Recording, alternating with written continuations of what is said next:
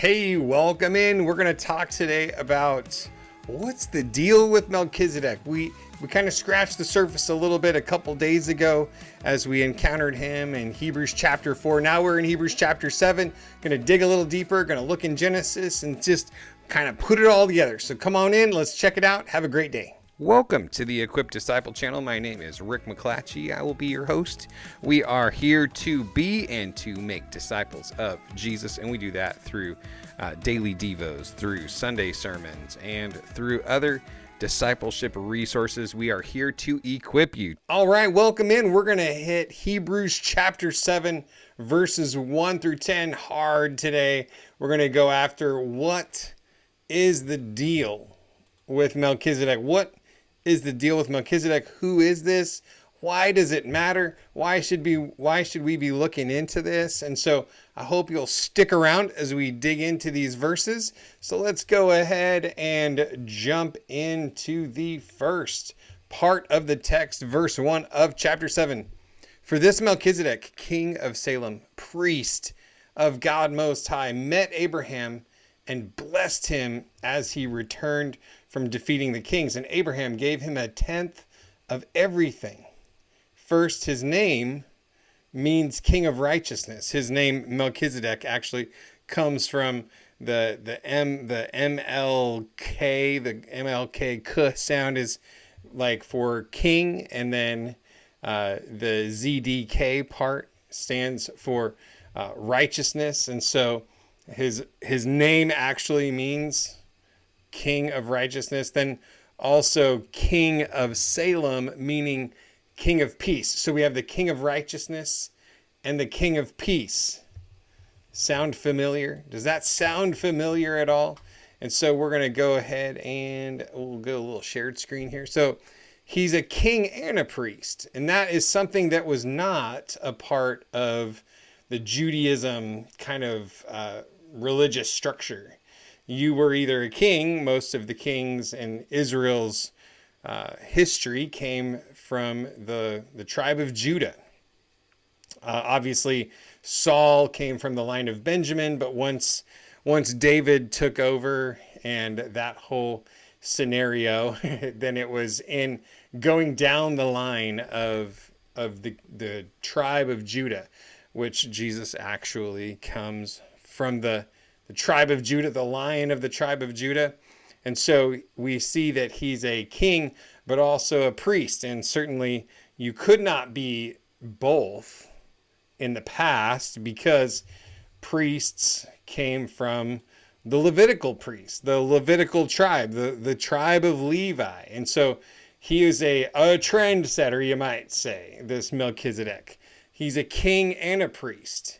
And the only person that ever came kind of close to that role would have been David, who himself was a type, a figure of Jesus in the Bible, because he understood, like he had a revelation of worshiping God, of serving God, of coming before the presence of God that seemed to be about 1,000 years ahead of his time in a sense. Like he had the heart of a worshiper. He was a man after God's own heart. And all of these things led to a pretty rich and deep experience of the presence of God that would have been similar to no one else other than the priests. And so David kind of came close to functioning in that line, and he actually kind of points to Jesus all along. And so let's go ahead and then the king of righteousness and the king of peace, like I said, sounds a lot like Jesus. So let's go ahead and jump over to Genesis and let's take a look at Genesis 14, 7 through 20. And we're going to scope out kind of the story once again of Melchizedek's origin story, if you will.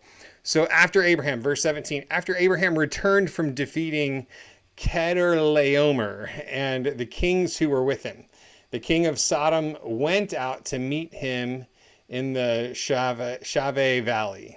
That is the King's Valley.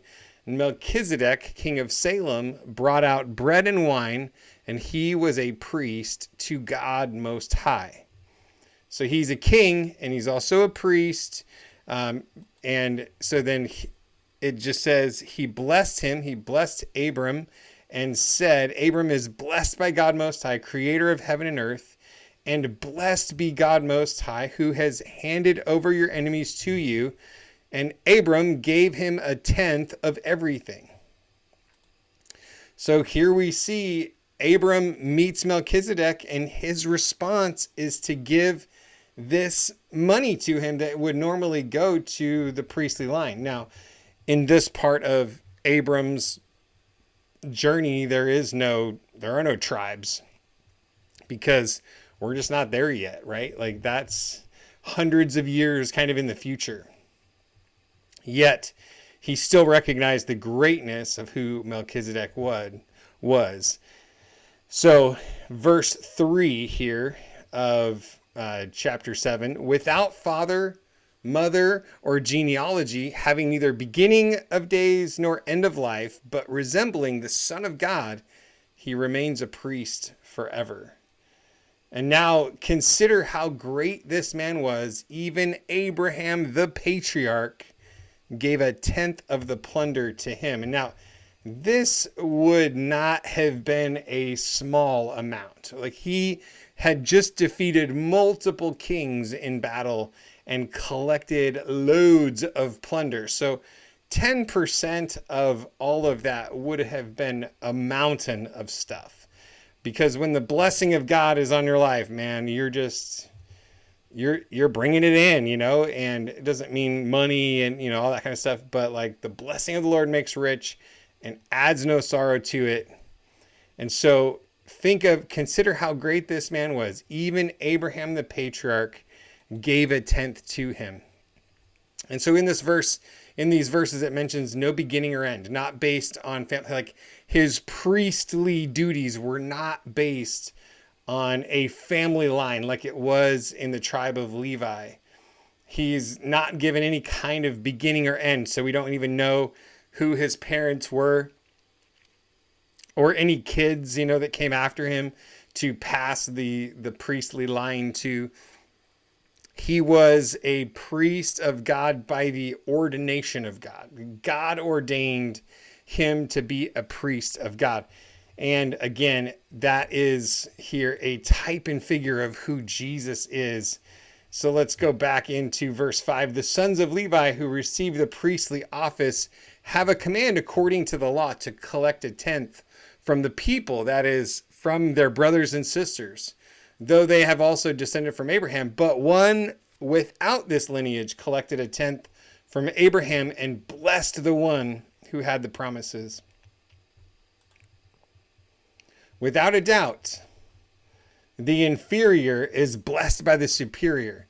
In the one case, men who will die receive a tenth, but in the other case, Scripture testifies that he lives. In a sense, Levi himself, who receives a tenth, has paid a tenth through Abraham, for he was still within his ancestor when Melchizedek met him. So they're just talking about like the seed of Abraham, right, was still inside his body. And so they're just saying that in a sense, because of that corporate identity that they're kind of giving him, he's saying like Levi basically gave a tithe. The priests actually gave a tithe to Melchizedek. So setting up the position, setting up the value, setting up the betterness, if you will, of who Jesus is. Again, going back to this huge theme of Hebrews for these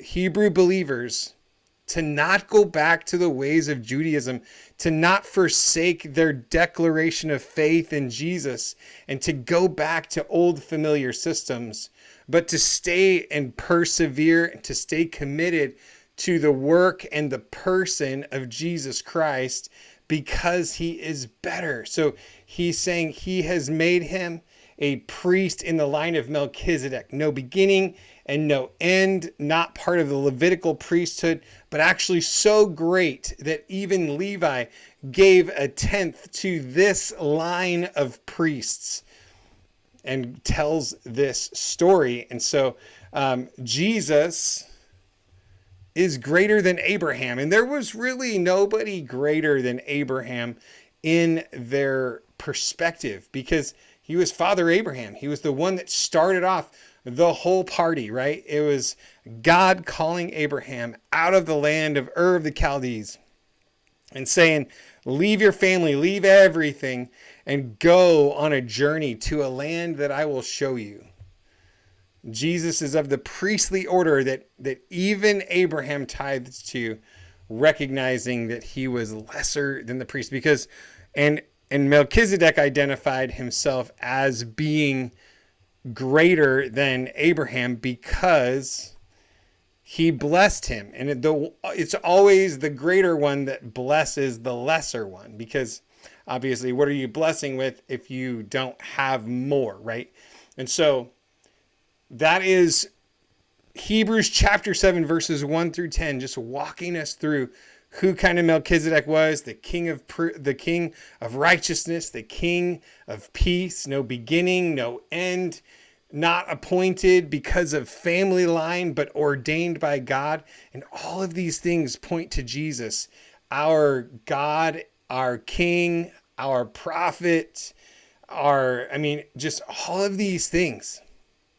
Our priest, our high priest that comes before the presence of God and serves as an intercessor between us and the Father.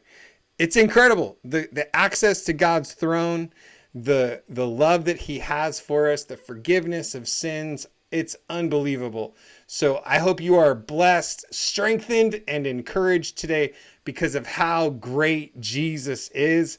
So with that, a big hearty God bless you. Have a great day. I will see you tomorrow. Hey, if you're getting value out of these videos, if you could just make sure you hit the like button, maybe subscribe to the channel. YouTube is suggesting a video right about here for you to check out. So go ahead and check out the next video.